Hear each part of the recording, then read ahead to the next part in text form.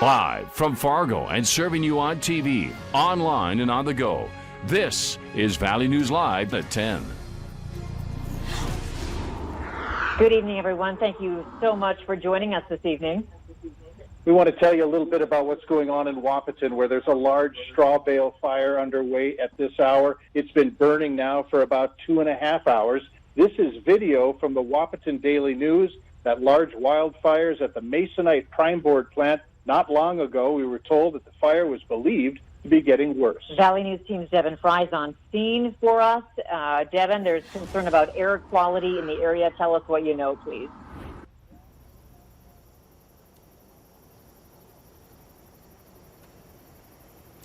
Mike, Andrea, we're live on scene where this fire continues to rage on with no signs of stopping. Now, one thing to keep in mind is not only how this fire is affecting the Prime Board plant where it started, but how it's affecting the citizens of Wahpeton. When we were driving in at around 9:15, when we got near the area, we got an extreme alert on our phones, which instituted a shelter-in-place order for anyone in the area. That means staying inside with doors and windows closed because of the poor air quality caused by this fire. So it is a massive blaze and showing no signs of stopping. We're currently as close as we can get, and you can still see how intense it is from even about a mile away. This thing is burning large, and there's no sign of stopping. It currently started at the Prime Board plant, and some straw bales, I should say, caught fire. They used those straw bales to make masonite. There are multiple counties responding to this, multiple county fire departments. There's about 4 different fire departments here to help combat the blaze, and also multiple sheriff's departments from surrounding areas. So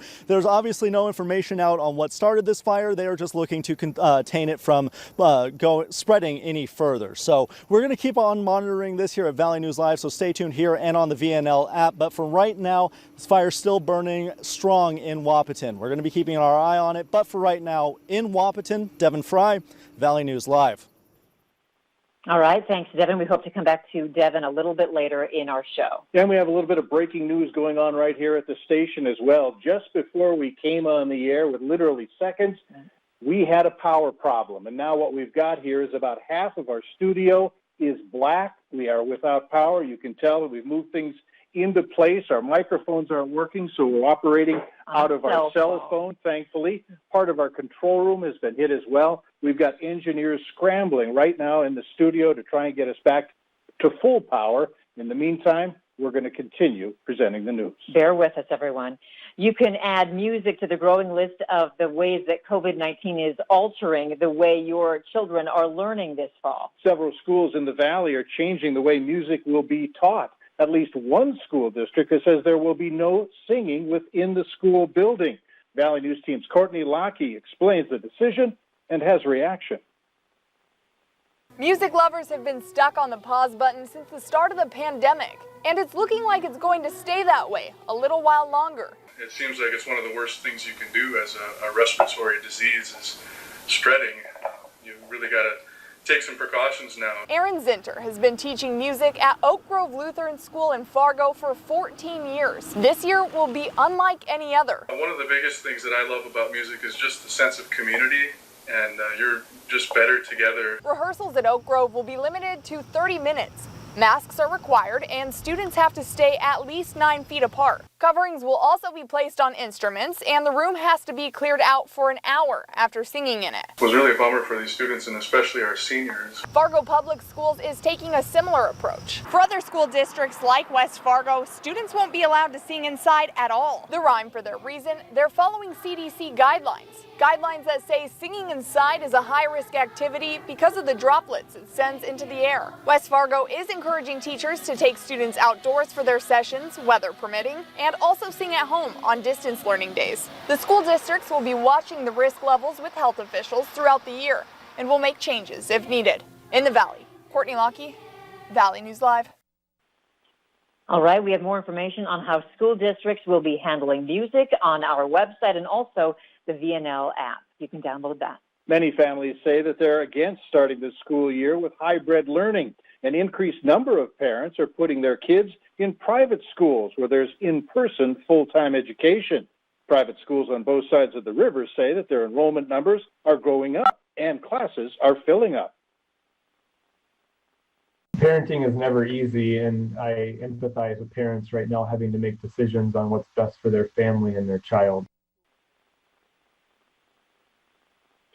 The move to private schools does come with a price tag. We've learned that the cost of education in a private school could be several $1,000s, and that doesn't include busing, lunches, and uniforms. All right, let's take a look at the COVID-19 numbers from our area. In North Dakota, there are 232 new cases of COVID-19, along with 2 new deaths. There are 132 deaths total, with 1,501 active cases. The daily positivity rate is at 3.3%. As students return to campus amid this pandemic, the Minnesota University system has taken another step toward preventing the spread of the illness.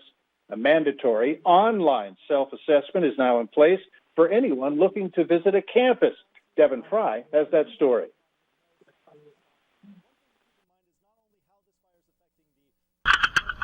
The fight against COVID-19 for Minnesota universities now lies in the hands of anyone visiting campus. The state university system has instituted a self-assessment tool to make sure you aren't experiencing COVID symptoms that must be completed before stepping foot on campus, meaning visitors will have to complete the assessment before coming to MSUM, and students living on campus will have to complete it before leaving their residence. It's a chance for everyone as they come to campus to take a moment and reflect and think about how they're feeling and making sure that they're not coming onto campus if they're not feeling well.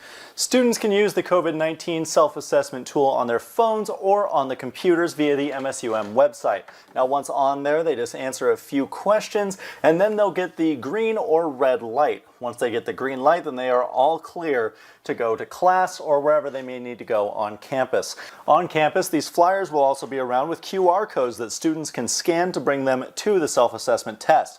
There will also be flyers with flowcharts for what to do if you've been in close contact with somebody with COVID-19 or if you are experiencing symptoms of COVID-19. These measures will go into effect when classes start on August 24th, meaning students will have to get the green light before going to their first class of the semester. We're really looking at it as a tool to make sure that we're all thinking about our own health and as a chance for, if someone is experiencing symptoms, to help communicate what they should do next. The assessment tool relies on honesty from those taking the quiz, something that university officials are confident will not be a problem as school restarts amid the COVID-19 pandemic. Certainly there's nothing stopping people from misreporting through the tool.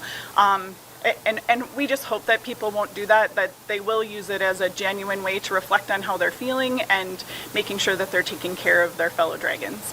Reporting from Moorhead, Devin Fry, Valley News Live.